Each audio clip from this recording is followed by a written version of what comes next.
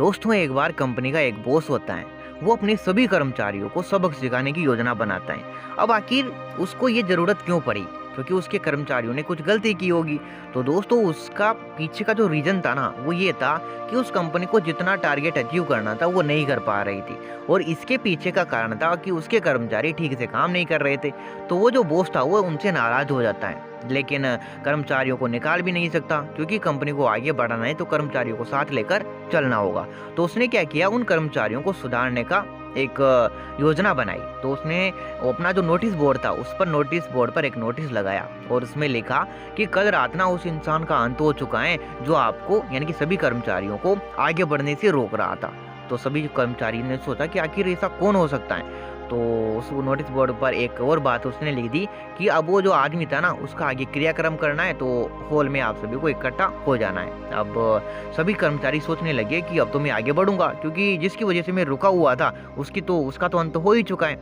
खैर, वो सभी वहाँ पर जिस हॉल में उनको बुलाया गया था वहाँ पर सभी इकट्ठा हो जाते हैं। अब सभी के मन में एक सवाल होता है कि आखिर ये जो मुर्दा पड़ा है ना, उसमें ऐसा कौन सा आदमी होगा जो मुझे रोक रहा था। तो सभी को इस बात का इंतजार था, सभी उसको देखना चाहते थे। अब आप सभी को पता है जो वीडियो देख रहे हैं कि उस मुर्दे में कौन होगा, कोई नहीं बल्कि एक निर्जीव कोई भी वस्तु थी जिस पर कपड़ा लपेट रखा था। लेकिन सभी को बॉस ने कहा कि सभी ना इस एक एक करके आपको मौका दिया जाएगा। रूम में उस मुर्दे को ले जाया गया और सभी उसको आप देख कर आ सकते हो। अब जिस रूम में वो मुर्दा रखा था वहाँ पर एक बड़ा सा कांच लगाया हो गया था और उस पर लिखा था कि आपको आपकी तरक्की से रोकने वाला और कोई नहीं बल्कि आप स्वयं खुद हो। तो सभी जो है एक एक करके उस रूम में जाते हैं और वो सब कुछ देखकर वापस आ जाते हैं। अब सभी लोग जो हैं ये समझ तो चुके थे कि वहाँ पर किसी की मृत्यु वगैरह नहीं हुई है, बाकी हम स्वयं खुद के लिए ही वो कहा गया है। लेकिन फिर भी अभी एक डाउट था कि बॉस ने ऐसा क्यों कहा, हम सभी के लिए ऐसा क्यों कहा।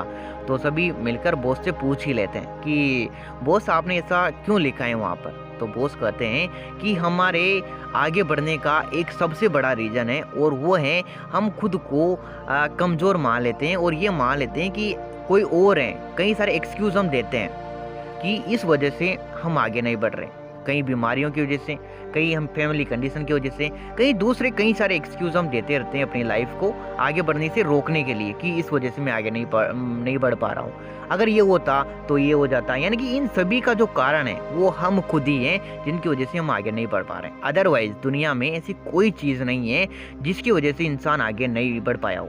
इसके कई सारे आपको उदाहरण मिल जाएंगे जिससे हम एक्सक्यूज देते हैं कि यार मैं तो गरीब परिवार से हूँ इसलिए आगे नहीं बढ़ पाया, लेकिन हमें ऐसे कई सक्सेसफुल आदमी मिल जाएंगे जो हमसे कहीं ज़्यादा गरीब होने के बाद भी आगे बढ़े।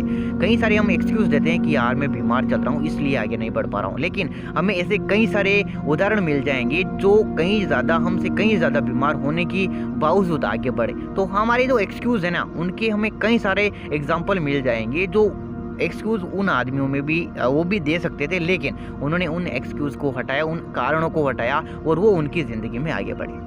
तो दोस्तों, हमें एक्सक्यूज़ को हटाना है, हमें उन कारणों को बिल्कुल दरकिनार कर देना है और हमें अपनी ज़िंदगी में आगे बढ़ते रहना है, निरंतर आगे बढ़ते रहना है। तो आई थिंक दोस्तों आपको इस वीडियो से कुछ ना कुछ सीख जरूर मिली होगी।